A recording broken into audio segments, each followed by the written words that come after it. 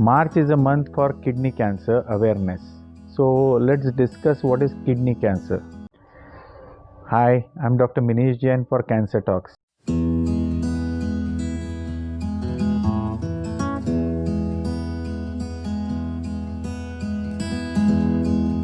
Basically, we have two kidneys which are situated next to our spine, just below our ribs, just behind our belly. These are around size of our fist, 4 to 5 inches, and they are functioning relentlessly. The blood is just flowing through it 40 times a day. The entire blood flows through our kidney. So what is the function of kidney?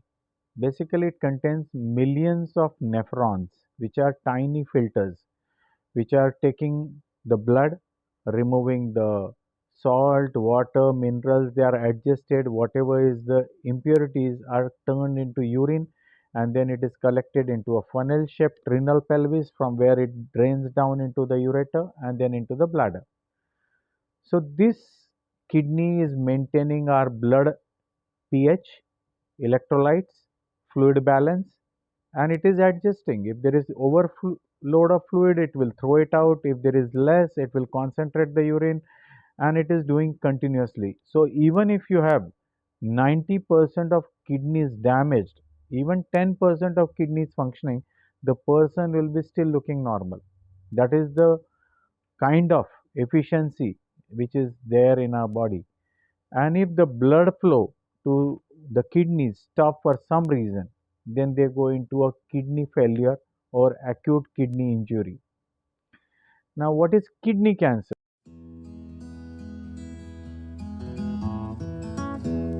So, if there is a cancer in the kidney, it is called renal cell carcinoma in adults and Wilms tumor in children.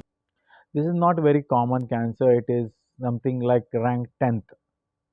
So, you will have a higher propensity. 1 in 46 men around will have a possibility of cancer, and half the number of females, so 1 in 90 female, would be having a possibility of kidney cancer in their lifetime.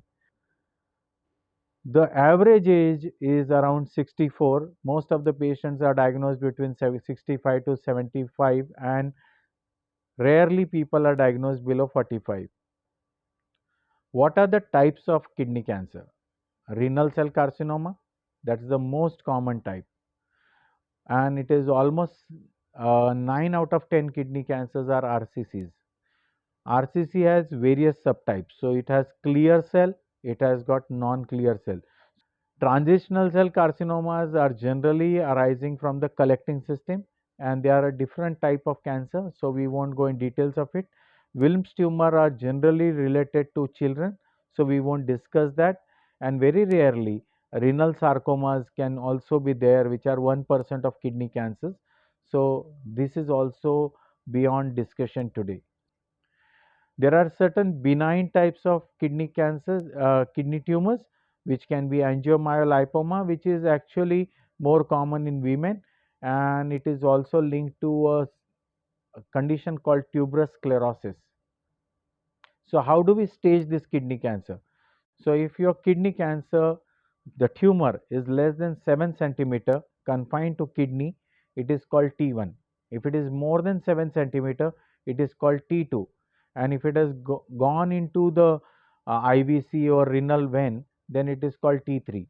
And if it is anything which has gone beyond the kidney, that is M1, or if it is gone into the nodes, then it is called stage 4. So anything which has left the kidney, gone into the surrounding of kidney like T4, or gone into the nodes, or gone into liver, lung, bones, it is stage 4. The causes for kidney cancers are not known, but it is believed to be because of a mutation which leads to multiplication of cancer cells, and they keep dividing and then they metastasize. But there are a lot of risk factors which are the older age, as we know that it is rarely below age 45. Smoking is one of the reasons. More a person smokes, the more is the risk. Obesity, if you are obese, if your BP is uncontrolled, these are the patients who can get this. If you have kidney failure, you are on dialysis, you can get this. If you are having certain genetic disorders like von Hippel-Lindau disease, or if you have tuberous sclerosis, or you have hereditary papillary renal cell carcinoma or familial renal carcinoma syndromes, and you have some other syndromes. So these are all having high risk.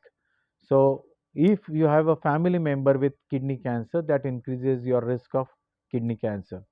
If the blood pressure is not controlled, if diabetes is not controlled, if smoking is continuous, all these things are increasing the risk of kidney cancer. How do you diagnose kidney cancer?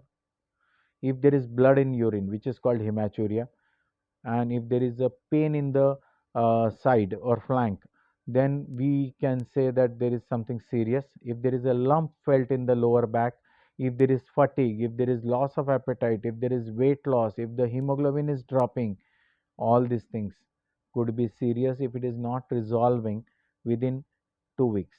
So you can get a simple sonography done to see whether there is anything abnormal there, and if required, then you can go for investigations which can be like CT scan, PET scan, MRI, depending upon what your uh, surgeon or physician suggest, and accordingly you can do the test and decide. Regarding treatment, usually if it is an early cancer, surgery is the first treatment. But some patients who are having a stage 3 cancer, they may be recommended immunotherapy. So this is in a case to case scenario, you may be recommended this kind of treatment.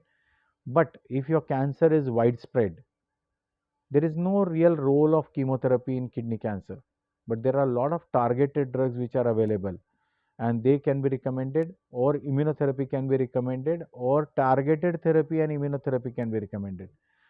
So some patients where the cancer is very large and we cannot operate, we may have to give them treatment to begin with, which is called neoadjuvant treatment.